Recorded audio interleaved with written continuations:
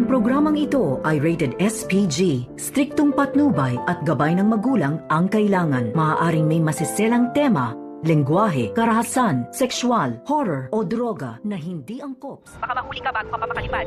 Kailangan. Hindi ko pwedeng iwan ang anak ko. Narito na nga ang ating mga karagdagan na aabangan bukas sa abot kamay na pangarap. Nakipagkita na nga itong si Moira sa kanyang anak na si Zoe. At dito nga natila concern itong si Zoe sa kanyang ina. At tinanong nga niya kung nakakain ba daw ito at hindi ba pinabayaan ang kanyang sarili. At dito naman na sinabi ni Moira at inaya na ang kanyang anak na sumama na nga sa kanya. At ang sagot nga dito ni Zoe na hindi madaling iwan ang kanyang trabaho sa Pilipinas. At dito rin na sinabi ni Moira na iwanan na ang mga kape-piranggot na mga kaibigan ni Zoe sa Pilipinas. At pati na itong kanyang trabaho at makakita pa naman daw siya ng ibang trabaho. At kinakailangan na makasama nga daw ni Moira ang kanyang anak. Maya-maya nga ay tinawagan ni Moira itong si Mamoshi at tinanong kung nagawa na ba daw niya itong passport ni Zoe. Nang sa ganoon ay makaalis na sila agad. At dito nga na sinabi ni Mamoshi na baka matatagalan pa. At wag na lamang daw niyang isama ang kanyang anak. At tumutol naman itong si Moira. At dito pa saad ni Mamoshi sa kanya na baka mahuli itong si Moira bago makalipad. At wala naman daw choice itong si Moira kundi hintayin itong passport ni Zoe. At hindi naman daw niya magawang iwan ito. At dahil gusto niyang isasama dahil tanging si Zoe na lang ang mayroon itong si Moira. Kaya naman, medyo matatagalan ang paglayas dito ni Moira hanggang sa mahuli ito at maabutan ng mga pulis.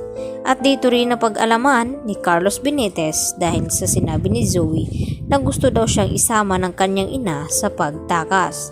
At hindi naman nagustuhan ni Carlos ito. At lalo pat nalaman ni Carlos ang ginawa ni Moira na siya palang naggutos kay Dax na pasukin at nakawan ang bahay ni Carlos at saktan itong si Lynette. At dahil dito nagalit ng husto itong si Carlos at nagsisi kung bakit tinulungan pa niya makatakas at makalipad ng Japan itong si Moira at huli na nga ang lahat.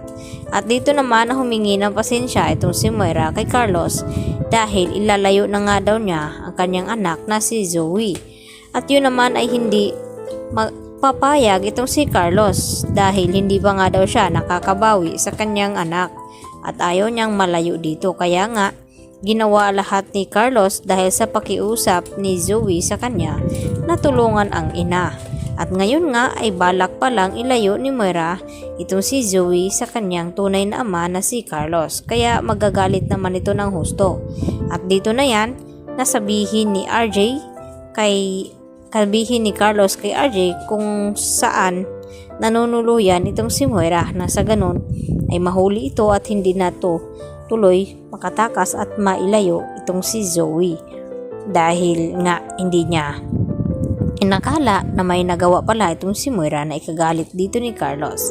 At labis naman na nagulat din itong si Lynette nang mapag-alaman niya mula dito kay Giselle na hindi lang pala ang pagkidnap kay Don Pepe ang ginawa ni Moira. Siya rin pala ang nag-utos na pasukin at nakawan ang bahay ni Carlos. Kaya naman sinabi ni Lynette na sana raw ay makarma itong si Moira at bumalik sa kanya ang lahat ng kanyang mga ginawang kasamaan. At dito naman nag-react itong si Zoe dahil ina niya pa rin ito. Yan ang ating abangan bukas mga kapuso. Dito lamang yan sa abot kamay na pangarap.